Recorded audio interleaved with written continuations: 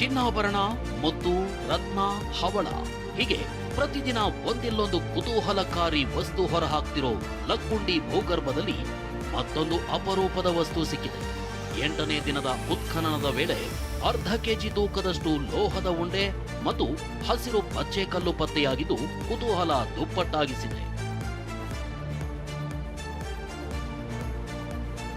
ವೀರಭದ್ರೇಶ್ವರ ದೇವಸ್ಥಾನದ ಬಳಿ ಉತ್ಖನನದ ವೇಳೆ ಸಿಕ್ಕ ಲೋಹದ ಉಂಡೆ ಮತ್ತು ಅಪರೂಪದ ಪಚ್ಚೆ ಕಲ್ಲನ್ನ ಲಕ್ಕುಂಡಿ ಅಭಿವೃದ್ಧಿ ಪ್ರಾಧಿಕಾರದ ಅಧಿಕಾರಿಗಳು ಪರಿಶೀಲಿಸಿದ್ದಾರೆ. ಚಿನ್ನದ ಆಭರಣಗಳಲ್ಲಿ ಅಳವಡಿಸಲಾಗುವ ಪಚ್ಚೆ ಕಲ್ಲು ಕಂಡ ಜನ ಹೊಸ ವಿಚಾರ ಹೇಳಿದ್ದಾರೆ. ಲಕ್ಕುಂಡಿಯ ನೈಜ ಗತವೈಭವ ಇನ್ನು ಮುಂದೆ ನಡೆಯೋ ಉತ್ಖನನದಿಂದ ಹೊರಬರಲಿದೆ ಅಂದಿದ್ದಾರೆ. ದಿನಕ್ಕೊಂದು ಕೌತುಕ ಹೊರಹಾಕಿ ಅಚ್ಚರಿ ಮೂಡಿಸ್ತಿರೋ ಲಕ್ಕುಂಡಿಯ ಗತವೈಭವ ಬಯಲಾಗೋದಕ್ಕೆ ಇನ್ನು 4 ಅಡಿಗಳಷ್ಟು ಮಾತ್ರ ಅಗಿಯೋದು ಬಾಕಿ ಇದೆ. ಕೋಟೆ ವೀರಭದ್ರೇಶ್ವರ ದೇವಸ್ಥಾನದ ಆವರಣದಲ್ಲಿ ಉತ್ಖನನ ನಡೆಸಿ ಸದ್ಯ 10 ಅಡಿ ಆಳ ತೆಗೆಯಲಾಗಿದೆ. ಇನ್ನು 4 ಅಡಿಗಳಷ್ಟು ಆಳ ಆಗಿದ್ರೆ ಚಾಲುಕ್ಯರ ಕಾಲದ ಲಕ್ಕುಂಡಿ ಕಾಣಬಹುದಾಗಿದೆ. ಇದಕ್ಕಾಗಿ 2 ದಿನ ಕಾಯಬೇಕು ಅನ್ನೋ ಕುತೂಹಲಕಾರಿ ವಿಚಾರವನ್ನ ಗ್ರಾಮದ ಹಿರಿಯರು ಹೇಳಿದ್ದಾರೆ. ಮತ್ತೊಂದೆಡೆ ನಿಧಿ ಭಂಡಾರ ಸಿಕ್ಕಿ ಇಡೀ ದೇಶದ ಗಮನ ಸೆಳೆದಿರೋ ಗದಗ್ನ ಲಕ್ಕುಂಡಿ ವಿದೇಶಿಗರಲ್ಲೂ ಕೌತುಕ ಹೆಚ್ಚಿಸಿದೆ. ನಿಧಿ ಸಿಕ್ಕ ಲಕ್ಕುಂಡಿಗೆ ಫ್ರಾನ್ಸ್ ದೇಶದ 9 ಪ್ರವಾಸಿಗರು ಭೇಟಿ ನೀಡಿದ್ದು ಉತ್ಖನನ ಸ್ಥಳವನ್ನ ವೀಕ್ಷಿಸಿದ್ದಾರೆ. ಲಕ್ಕುಂಡಿಯ ಐತಿಹಾಸಿಕ ದೇವಸ್ಥಾನಗಳನ್ನ ನೋಡಿ ಅಚ್ಚರಿಗೊಂಡಿದ್ದಾರೆ. ಲಕ್ಕುಂಡಿಯಲ್ಲಿ ಎಲ್ಲಾದರೂ ಚಿನ್ನ ಸಿಗುತ್ತೆ. 2500 ಮನೆಗಳಿರೋ ಲಕ್ಕುಂಡಿ ಗ್ರಾಮ ವಾರಣಾಸಿ ಮಾದರಿಯಲ್ಲಿ ಅಭಿವೃದ್ಧಿಯಾಗಬೇಕು. ಹೀಗಂತ ಲಕ್ಕುಂಡಿ ನಿವಾಸಿ 78 ವರ್ಷದ ಚಂದ್ರಶೇಖರಯ್ಯ ವಸ್ತ್ರದ್ ಹೇಳಿದ್ದಾರೆ. ಇಲ್ಲಿ ಟಂಕಸಾಲಿ ಇದ್ದು ದೊಡ್ಡ ಪ್ರಮಾಣದ ನಿಧಿಗಳು ಇಲ್ಲಿವೆ. ಚಿನ್ನದ ಊರು ಲಕ್ಕುಂಡಿಯಲ್ಲಿ ದೇವಸ್ಥಾನ, ಬಾವಿಗಳ ಮೇಲೆ ಸಾಕಷ್ಟು ಮನೆಗಳು ನಿರ್ಮಾಣವಾಗಿವೆ. ಇಡೀ ಲಕ್ಕುಂಡಿ ಸ್ಥಳಾಂತರ ಮಾಡಿ ಉತ್ಖನನ ಮಾಡಬೇಕು ಅಂದಿದ್ದಾರೆ. 86 ನಾವು ಇದು ಉತ್ಖನನ ಮಾಡಿದ್ದೀವಿ. ಈ ಕಟ್ಟಿ ಹೊಸದಾಗಿ ನಿರ್ಮಾಣ ಮಾಡಿದೀವಿ. ಅವಾಗ ನಿರ್ಮಾಣ ಕಾಲದಾಗ ಒಂದು 4 ಫೂಟು ಈ ಭೂಮಿನ ಅಗಿದ್ವಿ ನಾವು. ಈ ಗುಡಿ ಸುತ್ತರದ ಅಗದು ಹೊತ್ನಾಗ ಗುಡಿಕಿಲ್ಲೇ ಈ ಗುಡಿ ನೆಲ ಹಾಸಿಗೆ ಬಂತು ಅವಾಗಲ್ಲೇ. ಲಕ್ಕುಂಡಿ ಗ್ರಾಮದಲ್ಲಿ ಕಲ್ಯಾಣ ಚಾಲುಕ್ಯರ ಗತವೈಭವದ ಮತ್ತಷ್ಟು ವಿಸ್ಮಯಕಾರಿ ವಿಚಾರಗಳನ್ನ ಲಕ್ಕುಂಡಿ ಗ್ರಾಮದ ಮಹೇಶ್ವರ ಗೌಡ ವಿವರಿಸಿದ್ದಾರೆ. ಕೋಟೆ ವೀರಭದ್ರ ದೇವಸ್ಥಾನ, ಸಿದ್ದರ ಬಾವಿಗೂ ನಡುವೆ ಕಾಲುವೆ ಮಾದರಿ ರಸ್ತೆ ಇದೆ. ರಾಜಮಹಾರಾಜರು ದೇವಸ್ಥಾನಗಳಿಗೆ ಪೂಜೆ ಮಾಡುವ ಕಾಲುವೆ ಮಾದರಿ ರಸ್ತೆ ಇದು. ಈ ಬಾವಿಯಿಂದ ಜೈನ ಬಸದಿಗಳಿಗೆ, ಕಾಶಿ ವಿಶ್ವನಾಥ ದೇವಸ್ಥಾನಕ್ಕೆ ಕಾಲುವೆ ಮಾದರಿ ರಸ್ತೆ ಇವೆ ಅಂತ ಮುಖ ವಿಸ್ಮಯವಾಗಿಸುವ ಅಂಶಗಳನ್ನ ಹಂಚಿಕೊಂಡಿದ್ದಾರೆ. ಎಲ್ಲಾ ದೇವಾಲಯಕ್ಕೆ ಹಿಂಗೊಂದಾರಿ ಮಾಡಿದ್ರು. ಜೈನ ಬಸದಿಲ್ಲ ಬಸ್ ದೇವ್ರ ಗುಡಿ ಇಲ್ಲಿಂದ ಕಾಶಿ ವಿಶ್ವನಾಥನ ಏನೋ ಜಳಕ ಮಾಡಿ ಸೀದಾ ಪೂಜೆಗೆ ಹೋಗ್ಬೇಕು. ರಾಜಮಹಾರಾಜರು ಇರ್ತಿದ್ರು ಯಾರಿಗೂ ಅವಾಗ. ಬಳ್ಳಾರಿಯಲ್ಲಿ ಬ್ಯಾನರ್ ಗಲಾಟೆ ಮಾಸುವ ಮುನ್ನವೇ ಮತ್ತೊಂದು ಕಿಚ್ಚು ಹೊತ್ತಿಕೊಂಡಿದೆ. ಗಂಗಾವತಿ ಶಾಸಕ ಜನಾರ್ದನ್ ರೆಡ್ಡಿ ಮತ್ತು ಮಾಜಿ ಸಚಿವ ಶ್ರೀರಾಮುಲುಗೆ ಸೇರಿದ ಮಾಡೆಲ್ ಹೌಸ್ಗೆ ಬೆಂಕಿ ಬಿದ್ದಿದೆ. ಬಳ್ಳಾರಿಯ ಜಿ ಸ್ಕ್ವೇರ್ನಲ್ಲಿರೋ ಲೇಔಟ್ನಲ್ಲಿ ಮಾಡೆಲ್ ಹೌಸ್ ಹೊತ್ತಿ ಉರಿದಿದೆ. ಬೆಂಕಿ ಬಿದ್ದ ವಿಚಾರ ತಿಳಿದು ಮಾಜಿ ಶಾಸಕ ಸೋಮಶೇಖರ್ ರೆಡ್ಡಿ ಸ್ಥಳಕ್ಕೆ ಭೇಟಿ ನೀಡಿದರು.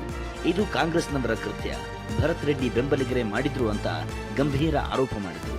ಅದನ್ನ ಪೆಟ್ರೋಲ್ ಡೀಸೆಲ್ ಹಾಕಿ ಕಂಪ್ಲೀಟ್ ಗ್ಲಾಸ್ ಹೌಸ್ನ ಫಸ್ಟ್ ಗ್ಲಾಸ್ ಡೋರ್ನ ಒಡೆ ಬಡಿದಿದ್ದಾರೆ. ಒಳಗೆ ನುಗ್ಗಿ ಕಂಪ್ಲೀಟ್ ಸ್ಟೆಪ್ಸ್ಗೆ ಪ್ರತಿ ಆ ಕಡೆ ಈ ಕಡೆ ವುಡ್ ಏನೇನು ಫರ್ನಿಚರು, ಬೆಡ್ಗಳು ಎಲ್ಲ ಬಿಟ್ಟು ಪೆಟ್ರೋಲು ಡೀಸೆಲ್ ಎಲ್ಲ ಹಾಕಿ ಸೋಫಾ ಸೆಟ್ಗಳು ಎಲ್ಲ ಕಂಪ್ಲೀಟ್ ಸುಟ್ಬಿಟ್ಟಿದ್ದಾರೆ. ಇದನ್ನ 100% ಈಗ ಭರತ್ ರೆಡ್ಡಿ ಫಾಲೋವರ್ಸ್. ಜನವರಿ 1ರಂದು ಬ್ಯಾನರ್ ಗಲಾಟೆ ಆದಾಗ ಬೆಂಕಿ ಹಚ್ಚುತ್ತೇನೆ ಅಂತ ಹೇಳಿದ್ರು. ಅಂದಿನ ಘಟನೆಗೆ ಸಾಕ್ಷಿ ಎನ್ನುವಂತೆ ನಮ್ಮ ಮಾಡೆಲ್ ಹೌಸ್ಗೆ ಬೆಂಕಿ ಹಚ್ಚಿದ್ದಾರೆ ಅಂತ ಸೋಮಶೇಖರ್ ರೆಡ್ಡಿ ಆರೋಪಿಸಿದ್ದಾರೆ. ಟಿವಿ9 ಜೊತೆ ಮಾತನಾಡಿದ ಜನಾರ್ದನ್ ರೆಡ್ಡಿ ಗಲಾಟೆ ದಿನವೇ ಭರತ್ ರೆಡ್ಡಿ ಬೆಂಕಿ ಹಚ್ಚುತ್ತೇನೆ ಎಂದಿದ್ದ ಅಂತ ಕಿಡಿಕಾರಿದ್ರು. ಹುಡುಗರೆಲ್ಲರೂ ಕೂಡ ಮೇನ್ ಗೇಟ್ ಇದ್ದ ಅಲ್ಲಿ ಓಡೋಗೋದ್ರೊಳಗಡೆ ಇವರು ಈ ಬೆಂಕಿ ಹಚ್ಚಿ ಹುಡುಗರು ಓಡ್ತಾ ಇದ್ದಾರೆ. ನಮ್ಮ ಅದೃಷ್ಟ ವಸತಿ ಏನಾಗಿದೆ ಅಂದ್ರೆ ಎಲ್ಲರೂ ವಿಡಿಯೋದಲ್ಲಿ ಯಾರು ಬೆಂಕಿ ಹಚ್ಚಿ ಓಡ್ತಾ ಇರೋ ಎಲ್ಲರೂ ಕೂಡ ಮೊಬೈಲ್ ಕೊಟ್ಟಿದ್ದೆ ವಿಡಿಯೋ ಜೊತೆ ರೆಕಾರ್ಡ್ ಆಗಿದೆ. ಅದನ್ನು ಕೂಡ ನಾನು ಇವಾಗ ನಮ್ಮ ಪ್ರಬೋಧಿಗೆ ವಿಡಿಯೋ ನಾನು ಕಲಿಸ್ಕೊಟ್ಟಿದ್ದೀನಿ. ಟಿವಿ ಇದಕ್ಕೆಲ್ಲ ಬೆಂಕಿ ಹಚ್ಚಿ ಹುಡುಗರು ಏನು ಹೋಗ್ತಾ ಇದ್ದಾಗ ಆ ವಿಡಿಯೋ ಕೂಡ ಕಲಿಸ್ಕೊಂಡಿದ್ದೀನಿ ನಾನು. ಸೊ ಹಾಗಾಗಿ ಮೋಸ್ಟ್ಲಿ ಇವಾಗ SP ಅವ್ರ ಹತ್ರ ಮಾತಾಡಿದ್ದೀನಿ ನಾನು. ಅವರು DSP ಸರ್ಕಲ್ ಇನ್ಸ್ಪೆಕ್ಟರ್ ಸೈಟಿಗೆ ಕಲಿಸಿದ್ದಾರೆ. ಜನವರಿ 1ರಂದು ರೆಡ್ಡಿ ಮನೆ ಮುಂದೆ ಗಲಾಟೆ ಆಗಿತ್ತು. ಬ್ಯಾನರ್ ತೆರವು ವಿಚಾರವಾಗಿ ನಡೆದ ಗಲಾಟೆಯಲ್ಲಿ ಕಾಂಗ್ರೆಸ್ ಕಾರ್ಯಕರ್ತ ಮೃತಪಟ್ಟಿದ್ದ. ನನ್ನ ಹತ್ಯೆಗೆ ಸಂಚು ಅಂತ ಜನಾರ್ದನ್ ರೆಡ್ಡಿ ಆರೋಪಿಸಿದ್ರು. ಇದರ ಬೆನ್ನಲ್ಲೇ ಅಂದ್ರೆ ಬ್ಯಾನರ್ ಗಲಾಟೆ ಮಾಸುವ ಮುನ್ನವೇ ರೆಡ್ಡಿಗೆ ಸೇರಿದ ಮನೆಗೆ ಬೆಂಕಿ ಬಿದ್ದಿದೆ. ಬಳ್ಳಾರಿಯ ಹೊರವಲಯದಲ್ಲಿ 109 ಎಕರೆ ಪ್ರದೇಶದಲ್ಲಿ ಲೇಔಟ್ ನಿರ್ಮಾಣ ಮಾಡಲಾಗಿದೆ. ಇಲ್ಲಿ ಲೇಔಟ್ನಲ್ಲಿ ಮಾಡೆಲ್ ಹೌಸ್ ನಿರ್ಮಿಸಿದ್ದಾರೆ. ಮಾಡೆಲ್ ಹೌಸ್ ಅಂದ್ರೆ ಸೈಟ್ ಖರೀದಿ ಮಾಡೋರಿಗೆ ಮನೆ ಹೀಗಿರುತ್ತೆ ಅಂತ ತೋರಿಸೋಕೆ ರೆಡ್ಡಿ ಮತ್ತು ರಾಮುಲು ಮಾಡೆಲ್ ಹೌಸ್ ನಿರ್ಮಿಸಿದ್ದಾರೆ. ಇದೇ ಮನೆಗೆ ಈಗ ಬೆಂಕಿ ಬಿದ್ದಿದೆ. ಮಾಡೆಲ್ ಹೌಸ್ಗೆ ಬೆಂಕಿ ಬಿದ್ದ ಪ್ರಕರಣ ಹಿನ್ನೆಲೆ ಘಟನಾ ಸ್ಥಳಕ್ಕೆ FSL ಅಧಿಕಾರಿಗಳು ಸೋಕೋ ಟೀಮ್ ಭೇಟಿ ನೀಡಿ ಪರಿಶೀಲನೆ ನಡೆಸಿದೆ. ಬೆಂಕಿಗೆ ಕಾರಣ ಏನು ಅನ್ನೋದರ ಪತ್ತೆಗೆ ವೈಜ್ಞಾನಿಕವಾಗಿ ಪರಿಶೀಲನೆ ನಡೆಸಿದ್ದಾರೆ. ಇತ್ತ ಆರೋಪಿಗಳನ್ನು ಬಂಧಿಸುವಂತೆ ಆಗ್ರಹಿಸಿ ಬಳ್ಳಾರಿಯ ರಾಯಲ್ ವೃತ್ತದಲ್ಲಿ ಮಾಜಿ ಶಾಸಕ ಸೋಮಶೇಖರ್ ರೆಡ್ಡಿ ನೇತೃತ್ವದಲ್ಲಿ ಪ್ರತಿಭಟನೆ ನಡೆಸಲಾಗಿದೆ. ಈ ವೇಳೆ ಕಾಂಗ್ರೆಸ್ ಸರ್ಕಾರದ ವಿರುದ್ಧ ಘೋಷಣೆ ಕೂಗಿ ಆಕ್ರೋಶ ಹೊರಹಾಕಿದ್ದಾರೆ. ಕೇರಳದಲ್ಲಿ ಬದಲಾವಣೆ ಅತ್ಯವಶ್ಯಕವಾಗಿದೆ.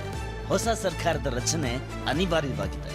ಕೇರಳದಲ್ಲಿ ಬಿಜೆಪಿ ಸರ್ಕಾರ ರಚಿಸಿದಲ್ಲಿ ಶಬರಿಮಲೆ ಅಯ್ಯಪ್ಪನ ಚಿನ್ನ ಕದ್ದ ಪ್ರಕರಣದ ತನಿಖೆ ಶತಸಿದ್ಧ. ಇದು ಮೋದಿಯ ಗ್ಯಾರಂಟಿ. ಹೀಗಂತ ಕೇರಳದ ತಿರುವನಂತಪುರಂ ನೆಲದಲ್ಲಿ ಪ್ರಧಾನಿ ಮೋದಿ ಅಬ್ಬರದ ಭಾಷಣ ಮಾಡಿದ್ದಾರೆ. ವಿಧಾನಸಭಾ ಚುನಾವಣೆಗೆ ಸಜ್ಜಾಗುತ್ತಿರೋ ಕೇರಳಕ್ಕೆ ಭೇಟಿ ನೀಡಿದ ಮೋದಿ ತಿರುವನಂತಪುರಂನಲ್ಲಿ ಬೃಹತ್ ರ್ಯಾಲಿ ನಡೆಸಿದರು. ಪಾಲಿಕೆ ಚುನಾವಣೆಯಲ್ಲಿ ಮೊದಲ ಬಾರಿಗೆ ಗೆದ್ದು ಬಿಜೆಪಿ ಇತಿಹಾಸ ಸೃಷ್ಟಿಸಿರೋ ತಿರುವನಂತಪುರಂನಿಂದಲೇ ಮೋದಿ ಪ್ರಚಾರ ಆರಂಭಿಸಿದ್ದಾರೆ. UDF LDF ಭ್ರಷ್ಟಾಚಾರಗಳನ್ನ ಅಂತ್ಯ ಮಾಡ್ತೇವೆ ಅಂತ ಮೋದಿ ವಾಗ್ದಾಳಿ ನಡೆಸಿದ್ದಾರೆ. ಇನ್ನು ವಿಧಾನಸಭಾ ಚುನಾವಣೆಗೆ ಸಜ್ಜಾಗಿರೋ ತಮಿಳುನಾಡಿಗೂ ಭೇಟಿ ನೀಡಿದ ಮೋದಿ ಚೆನ್ನೈನಲ್ಲಿ ಬೃಹತ್ ಕಾರ್ಯಕ್ರಮದ ಮೂಲಕ ಪ್ರಚಾರಕ್ಕೆ ಚಾಲನೆ ನೀಡಿದರು. ಮತ್ತೊಂದೆಡೆ ಶಬರಿಮಲೆ ಚಿನ್ನ ಕದ್ದ ಪ್ರಕರಣದಲ್ಲಿ ಬಂಧನವಾಗಿದ್ದ ದೇವಸ್ಥಾನದ ಆಡಳಿತ ಮಂಡಳಿ ಮಾಜಿ ಅಧಿಕಾರಿ ಮುರಾರಿ ಬಾಬುಗೆ ಕೊಲ್ಲಂ ಕೋರ್ಟ್ ಜಾಮೀನು ನೀಡಿದೆ. ಅವತಾರ ಪುರುಷ ಶ್ರೀರಾಮನ ಮಂದಿರಕ್ಕೆ ಬರೋಬ್ಬರಿ 286 ಕೆಜಿ ತೂಕದ ಸ್ವರ್ಣ ಧನಸ್ಸು ಬಂದಿಳಿದಿದೆ. ವಸಂತ ಪಂಚಮಿ ದಿನದಂದೇ ಒಡಿಶಾದಿಂದ ಉತ್ತರ ಪ್ರದೇಶದ ಅಯೋಧ್ಯೆಗೆ ಈ ಬೃಹತ್ ಬಿಲ್ಲನ್ನ ತಲುಪಿಸಲಾಗಿದೆ. ತಮಿಳುನಾಡಿನ ಕಾಂಚೀಪುರಂನ ಮಹಿಳಾ ಕುಶಲಕರ್ಮಿಗಳು ಒಡಿಶಾದಲ್ಲಿ ಈ ಬಿಲ್ಲನ್ನ ಸಿದ್ಧಪಡಿಸಿದ್ದಾರೆ. ಚಿನ್ನ, ಬೆಳ್ಳಿ, ತಾಮ್ರ, ಸತು ಮತ್ತು ಕಬ್ಬಿಣದಿಂದ ಈ ಬಿಲ್ಲನ್ನ ರಚಿಸಲಾಗಿದೆ. ಪುರಾಣಗಳ ಪ್ರಕಾರ ಈ ಲೋಹಗಳು ಕಾಸ್ಮಿಕ್ ಶಕ್ತಿಯ ಸಂಕೇತ ಎನ್ನುವ ನಂಬಿಕೆ ಇದೆ. ವಿಶ್ವದಾದ್ಯಂತ ಅತಿ ಹೆಚ್ಚಿನ ಸಂಚಾರ ದಟ್ಟಣೆ ಇರೋ ನಗರಗಳಲ್ಲಿ ನಮ್ಮ ಬೆಂಗಳೂರಿಗೆ 2ನೇ ಸ್ಥಾನ ಸಿಕ್ಕಿದೆ. 2025ನೇ ವರ್ಷದ ಸಂಚಾರ ಸೂಚ್ಯಂಕ ಪ್ರಕಟವಾಗಿದೆ. ನೆದರ್ಲೆಂಡ್ಸ್ ಮೂಲದ ಟಾಮ್ ಸಂಸ್ಥೆ ಅಧ್ಯಯನ ನಡೆಸಿ ವರದಿ ಪ್ರಕಟಿಸಿದೆ. ಇದರಲ್ಲಿ ಬೆಂಗಳೂರಿನ ಸರಾಸರಿ ಸಂಚಾರ ದಟ್ಟಣೆ 74.4 ಇದೆ. ಟ್ರಾಫಿಕ್ ಹೆಚ್ಚಿರೋ ನಗರಗಳಲ್ಲಿ ಅಮೆರಿಕದ ಮೆಕ್ಸಿಕೋ ನಂಬರ್ 1 ಸ್ಥಾನದಲ್ಲಿದೆ. 2ನೇ ಸ್ಥಾನದಲ್ಲಿ ಬೆಂಗಳೂರು ಇದೆ. 2025ರಲ್ಲಿ ಬೆಂಗಳೂರು ನಗರದ ವಾಹನಗಳ ಸರಾಸರಿ ವೇಗ ಗಂಟೆಗೆ 16.6 ಕಿಲೋಮೀಟರ್, 15 ನಿಮಿಷಕ್ಕೆ 4.2 ಕಿಲೋಮೀಟರ್ ಅಷ್ಟೇ ಸಂಚರಿಸಬಹುದು. 10 ಕಿಲೋಮೀಟರ್ ಪ್ರಯಾಣಿಸಲು 36 ನಿಮಿಷ 9 ಸೆಕೆಂಡ್ ಸಮಯ ಬೇಕು ಅಂತ ವರದಿಯಲ್ಲಿ ಉಲ್ಲೇಖಿಸಲಾಗಿದೆ.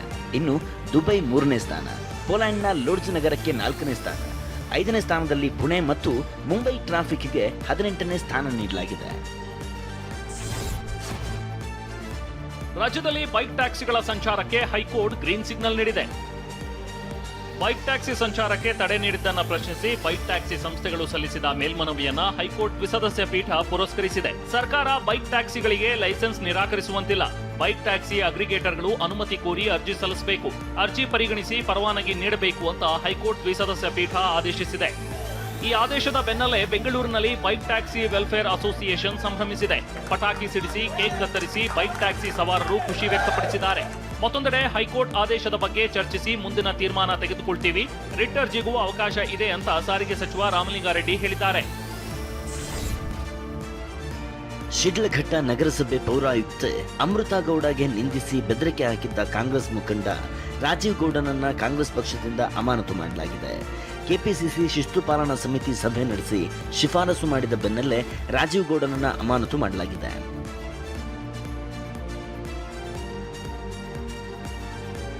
ಇತ್ತ ತಲೆಮರೆಸಿಕೊಂಡಿರುವ ರಾಜೀವ್ ಗೌಡನನ್ನ ಶತಾಯಗತಾಯ ಬಂಧಿಸಲು ಪೊಲೀಸರು ಸಿದ್ಧತೆ ನಡೆಸಿದ್ದಾರೆ. ತನ್ನ ವಿರುದ್ಧ ದಾಖಲಾಗಿರೋ ಎಫ್ಐಆರ್ ರದ್ದು ಕೋರಿ ರಾಜೀವ್ ಗೌಡ ಸಲ್ಲಿಸಿದ್ದ ಅರ್ಜಿಯನ್ನ ಹೈಕೋರ್ಟ್ ವಜಾಗೊಳಿಸಿದೆ. ಈ ಬೆನ್ನಲ್ಲೇ ರಾಜೀವ್ ಗೌಡ ಬಂಧನಕ್ಕೆ ಹಿರಿಯ ಪೊಲೀಸ್ ಅಧಿಕಾರಿಗಳು ಸೂಚನೆ ನೀಡಿದ್ದಾರೆ. ಇನ್ನೆರಡು ದಿನಗಳಲ್ಲಿ ರಾಜೀವ್ ಗೌಡ ಪೊಲೀಸರ ಮುಂದೆ ಹಾಜರಾಗದಿದ್ದರೆ ದೇಶ ಬಿಟ್ಟು ತೆರಳದಂತೆ ಲುಕೌಟ್ ನೋಟಿಸ್ ನೀಡಲು ಚಿಂತನೆ ನಡೆಸಿದ್ದಾರೆ. ಈಗಾಗಲೇ ಬೆಂಗಳೂರು, ಕೋಲಾರ, ತಮಿಳುನಾಡಿನಲ್ಲಿ ರಾಜೀವ್ ಗೌಡನಿಗಾಗಿ 4 ವಿಶೇಷ ತಂಡಗಳು ತಲಾಶ್ ನಡೆಸುತ್ತಿವೆ. ಅಬಕಾರಿ ಇಲಾಖೆ ಅಧಿಕಾರಿಗಳು ಲಂಚಕ್ಕೆ ಬೇಡಿಕೆ ಇಟ್ಟಿರುವ ಪ್ರಕರಣ ಸಂಬಂಧ ಅಬಕಾರಿ ಸಚಿವ ಆರ್.ಬಿ. ತಿಮ್ಮಾಪುರ ರಾಜೀನಾಮೆಗೆ ವಿರೋಧ ಪಕ್ಷದ ನಾಯಕ ಅಶೋಕ್ ಒತ್ತಾಯಿಸಿದ್ದಾರೆ. ವಿಧಾನಸಭೆಯಲ್ಲಿ ಮಾತನಾಡಿದ ಆರ್ ಅಶೋಕ್, ಕೆಎಸ್ ಈಶ್ವರಪ್ಪ ವಿರುದ್ಧ ಆರೋಪ ಬಂದಾಗ ರಾಜೀನಾಮೆಯನ್ನ ಕೇಳಿದ್ರು. ಈಗ ಯಾಕೆ ಅಬಕಾರಿ ಸಚಿವ ತಿಮ್ಮಾಪುರ ರಾಜೀನಾಮೆ ಕೊಡ್ತಿಲ್ಲ ಅಂತ ಪ್ರಶ್ನಿಸಿದ್ದಾರೆ. ಆ ವಿಡಿಯೋ ನೋಡಿದ್ಕೆ ಸಿ ಪಾಟೀಲ್ ದೂರದಲ್ಲ, ಫಸ್ಟ್ ರಾಜೀನಾಮೆ ಆಮೇಲೆ ತನಿಖೆ. ಈಶ್ವರಪ್ಪನವ್ರದ್ದು ಫಸ್ಟ್ ರಾಜೀನಾಮೆ ಆಮೇಲೆ ತನಿಖೆ. ಇದೇನು ಸ್ಪೆಷಲ್ ಕೇಸ ಇದು? ಎಲ್ಲರ ಕಾನೂನು ಎಲ್ಲರಿಗೂ ಒಂದೇ ಅಲ್ವಾ? ಸದನ ಒಂದೇ ರೀತಿ ನಡಿಬೇಕಲ್ಲ ಎಲ್ಲರಿಗೂ. ಫಸ್ಟ್ ರಾಜೀನಾಮೆ ಕೊಡ್ಲಿ, ಆಮೇಲೆ ತನಿಖೆಗೆ ಹೋಗ್ಲಿ.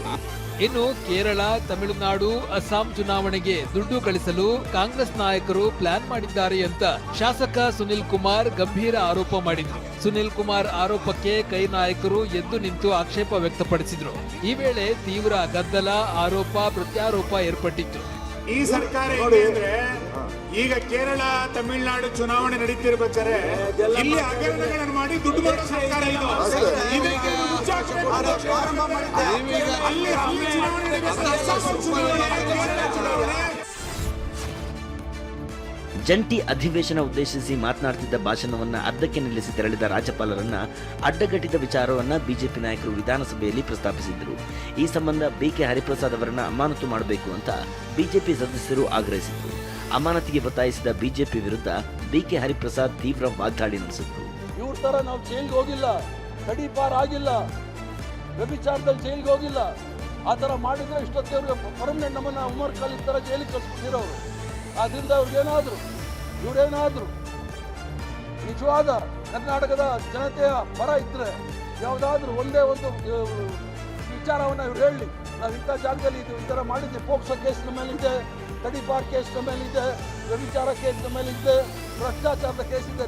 ತುಂಬ ತುಳಿತಾ ಇದ್ದಾರೆ ಈ ಎಲ್ಲ ಲಂಚಗೆಟ್ಟ ಪಾರ್ಟಿಯವರು. ಇವ್ರು ನಮ್ಮ ಮೇಲೆ ಹೇಳ್ತಾರೆ, ಅದ್ರ ಅರ್ಥ ಅವ್ರಿಗೆ ನಾವು ಹೇಳಿರೋದು ಬಹಳ ನೋವಾಗಿದೆ. ರಾಜ್ಯಪಾಲರು ಎಷ್ಟೇ ಭಾಷಣ ಮಾಡಲಿ, ಆದ್ರೆ ರಾಷ್ಟ್ರಗೀತೆ ಹಾಡಬೇಕಿತ್ತು. ರಾಜ್ಯಪಾಲರು ಅಷ್ಟು ಆತುರಾತುರವಾಗಿ ಹೋಗಬಾರ್ದು. ಅವರು ಯಾರ ರಾಜ್ಯಪಾಲರು ಅಲ್ಲ, ಸಂವಿಧಾನದ ಮುಖ್ಯಸ್ಥ ಅಂತ ಸಿಎಂ ಸಿದ್ದರಾಮಯ್ಯ ವಾಗ್ದಾಳಿ ನಡೆಸಿದ್ದಾರೆ. ಹೋಗ್ಲಿಲ್ಲ ಕೇಳಪ್ಪ, ಇಲ್ಲಿ ಕೇಳ್ರಿ, ಇಲ್ಲಿ ಓಡೋಗ್ಲಿಲ್ಲ ಅವರು. ನಾನೇ ಹೋಗುವಾಗ ಕರೆದೆ ಅವರಿಗೆ, ಅವರು ಭಾಷಣ ಬಂದರು ಅಷ್ಟೇ. ಗವರ್ನರ್ ಓಡೋದ್ರು. ಈಗ ಅವರೇ ಒಪ್ಕೊಂಡಿದಾರಲ್ಲ, ಅದನ್ನ ಒಪ್ಕೊಂಡಿದ್ದಾರೆ. ಅದನ್ನ ಅವರು ರಾಜ್ಯಪಾಲರು ಆ ಥರ ಹೋಗ್ಬಾರ್ದಾಗಿ. ಬಿಗ್ನರು ಅಲ್ಲ, ಸ್ಟೇಟ್ ಗವರ್ನರ್ ಅವರು. ನಿಮ್ಮ ಗವರ್ನರು ಅಲ್ಲ, ನಮ್ಮ ಗವರ್ನರು ಅಲ್ಲ. Is the head of the state, is the custodian of the constitution. ಎಲ್ಲಿ ನೋಡಿದ್ರೂ ಹಿಮದ ರಾಶಿ. ಜಮ್ಮು ಮತ್ತು ಶ್ರೀನಗರದಲ್ಲಿ ಹಿಮಪಾತಕ್ಕೆ ಜನ ತತ್ತರಿಸಿದ್ದಾರೆ. ದೋಡಾ ಜಿಲ್ಲೆಯಲ್ಲಿ ಸಂಚಾರವೇ ಅಸ್ತವ್ಯಸ್ತವಾಗಿದೆ. ಮತ್ತೊಂದೆಡೆ ಹಿಮಪಾತದಲ್ಲಿ ಸಿಲುಕಿದ್ದ ಮಹಿಳೆಯರು, ಮಕ್ಕಳು ಸೇರಿ 12 ಜನರನ್ನ 3 ಗಂಟೆ ರಕ್ಷಣಾ ಕಾರ್ಯದ ಮೂಲಕ ರಕ್ಷಿಸಿದ್ದಾರೆ. ಭಾರೀ ಹಿಮಕ್ಕೆ ಕತ್ತಲಾದ ವೈಷ್ಣೋದೇವಿ ಯಾತ್ರೆ ಸ್ಥಗಿತಗೊಳಿಸಲಾಗಿದೆ. ಭಾರತ ನ್ಯೂಜಿಲೆಂಡ್ ನಡುವೆ ನಡೆದ 2ನೇ ಟಿ20 ಪಂದ್ಯದಲ್ಲಿ ಭಾರತ ಭರ್ಜರಿ ಗೆಲುವು ಸಾಧಿಸಿದೆ. ರಾಯ್ಪುರ್ನಲ್ಲಿ ನಡೆದ ಪಂದ್ಯದಲ್ಲಿ ನ್ಯೂಜಿಲೆಂಡ್ 6 ವಿಕೆಟ್ ನಷ್ಟಕ್ಕೆ 208 ರನ್ ಗಳಿಸಿತ್ತು. ಭಾರತ 3 ವಿಕೆಟ್ ನಷ್ಟಕ್ಕೆ 209 ರನ್ ಗಳಿಸಿ ಗೆಲುವು ದಾಖಲಿಸಿದೆ. ಭಾರತದ ಪರ ಸೂರ್ಯಕುಮಾರ್ ಯಾದವ್ ಅಜೇಯ 82 ರನ್ ಗಳಿಸಿದರೆ ಇಶಾನ್ ಕಿಶನ್ 76 ರನ್ ಗಳಿಸಿದ್ರು. ಶಿವಂ ದುಬೆ ಅಜೇಯ 36 ರನ್ ಗಳಿಸಿದ್ದಾರೆ. ಚಿಕ್ಕಮಗಳೂರು ದಕ್ಷಿಣ ಕನ್ನಡ ಜಿಲ್ಲೆ ಸಂಪರ್ಕಿಸುವ ಚಾರ್ಮಾಡಿ ಘಾಟಿಯಲ್ಲಿ ಲಾರಿ ಪಲ್ಟಿಯಾಗಿ ವಾಹನ ಸಂಚಾರ ಅಸ್ತವ್ಯಸ್ತಗೊಂಡಿದೆ. ತಿರುವಿನಲ್ಲಿ 2 ಲಾರಿಗಳು ಪಲ್ಟಿಯಾದ ಪರಿಣಾಮ ಟ್ರಾಫಿಕ್ ಜಾಮ್ ಉಂಟಾಗಿದೆ. ನೂರಾರು ವಾಹನಗಳು ಕಿಲೋಮೀಟರ್ ಗಟ್ಟಲೆ ಸಾಲುಗಟ್ಟಿ ನಿಂತಿವೆ. ಈ ಹಿನ್ನೆಲೆ ಪೊಲೀಸರು ಕೊಟ್ಟಿಗೆಹಾರದಲ್ಲಿ ಬ್ಯಾರಿಕೇಡ್ ಹಾಕಿ ರಸ್ತೆ ಬಂದ್ ಮಾಡಿದ್ದಾರೆ.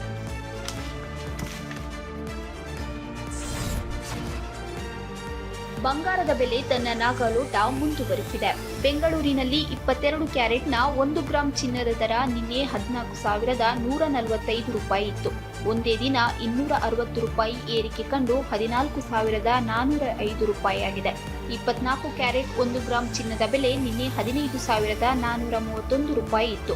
ಇಂದು 284 ರೂಪಾಯಿ ಏರಿ 15,715 ರೂಪಾಯಿಗೆ ಜಿಗಿದಿದೆ.